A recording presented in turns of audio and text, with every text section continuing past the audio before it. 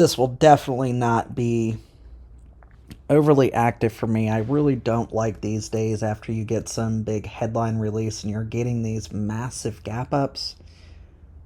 Because if you do start to fade some of this move, especially with some of this earlier overnight strength, a lot of these areas underneath here tend to not be as responsive. That is not a 100% thing or anything like that. But if we get a little bit of momentum chasing, that could make some of those lower spots a little bit of an issue. But we're going to have to see. The market can do whatever it wants to. It's just some context sometimes when we're getting these very large gap ups after a huge move to begin with. I think one important thing for quicker trading, and me and Kron from the group have talked about this before, is a lot of it is context and knowing what you want to see. There's going to be certain environments where whatever it is that you're doing is going to be more effective with certain behavior, certain day type, whatever the case may be. And there are going to be certain days where you just don't have that much of an edge. And if you try to just stick your edge in every little type of market environment, that can be a bit of a struggle. I don't really care what the data ever is, but if we're having something like a CPI, let's say, and this happened a lot in toward the back half of the bear market from 2022, is that data was starting to, it was staying bad or whatever the case was. I don't even totally remember.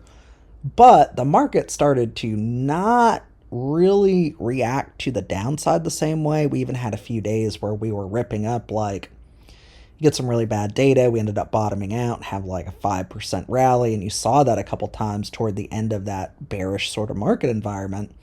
And that was just like a little bit of context clue of, hey, it appears something is at least changing here.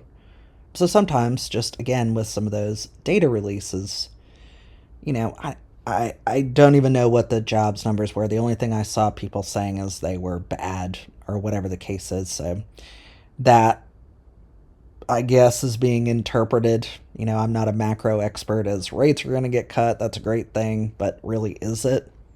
I guess we'll find out. But at the same time, just from an intraday context, if most participants are thinking this is such a great thing, and they're wrong, you might have some people that, if they start realizing they're wrong, they could get a little bit pukey, and that's just an intraday sort of perspective. That's not even thinking about what happens on Monday. It's just some context. If everybody is kind of assuming one thing and we do the other thing, even that sort of thing can be a little bit trappy.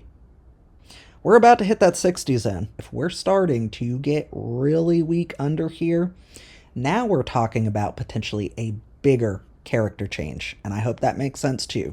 So here, what does this look like to a traditional chart pattern trader even? This is going to look a bit like inverse head and shoulders, and this is where all of the volume is. What about all of these people? Are they going to defend this downside momentum in here? So 60, even into the 55, area that needs to be defended. If we start getting super weak under here next week, we're starting to lose real structure.